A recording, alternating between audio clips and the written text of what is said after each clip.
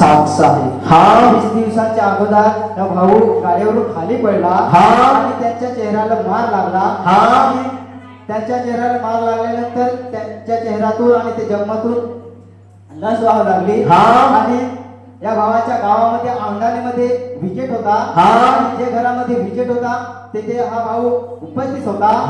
आणि त्यांची समक्षा तुम्हाला सांगितली आणि तुमच्या या भावासाठी तुम्ही प्रार्थना केली. त्या क्षणाला परमेश्वर स्पष्ट झाला. आणि जी त्यांच्या चेहऱ्यावर जी जखम झालेली होती आता ती पूर्णपणे सुकून गेली. आता हा भाऊ पूर्णपणे बरा आहे. Praise the Lord. नाव काय तुझं? विश्राम. आडनाव भोईर. राहायला कुठे?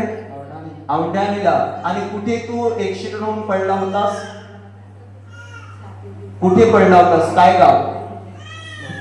भोपोलीला. त्या भोपोलीच्या वलनात तेच सांगावं लागेल कारण तिथे लोक पडतात. भोपोलीच्या वलनात पडलास. कशावरून पडलास? बाईक. आणि बाईकवरून हा पडला.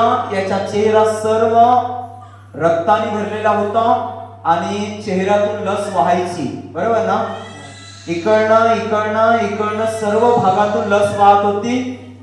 आणि याच्या भावाच्या घरी त्यावेळेस विजेट होता आणि मला माहित नव्हतं की हा पडलेला आहे. पण जेव्हा याच्या भावाच्या घरी मी विजेटला आलो तेव्हा हा त्या ठिकाणी हजर होता. बरोबर ना? आणि हा भाऊ त्या ठिकाणी आला. मी विचारलं काय रे झालं? तर सांगतो गाडीवरून मी पडलोय आणि या भावासाठी त्या ठिकाणी मी प्रार्थना केली. विजेटच्या द्वारे प्रार्थना केल्यासनी धीरे धीरे लस बंद व्हायला लागली आणि जखम पण लगेच बरी झाली. किती दिवसात बरी झाली जखम? 16 दिवसात जखम पण बरी झाली. लस पण थांबून गेली. आणि किती टाके बसले होते? तुझ्या नाही, वरतीच फक्त लागला होता मार. पण लस काही थांबत नव्हती आणि सूज भरपूर होती चेहऱ्यावरती. बरोबर ना? सूज भरपूर होती. या त्रासासाठी प्रार्थना करण्यात आली आणि 16 दिवसात जखम सुकली, लस बंद झाली आणि सूज पण निघून गेली आणि आता ठणठणीत बरा आहे. Praise the Lord. कोणा तुला बरं केलं? कोणा?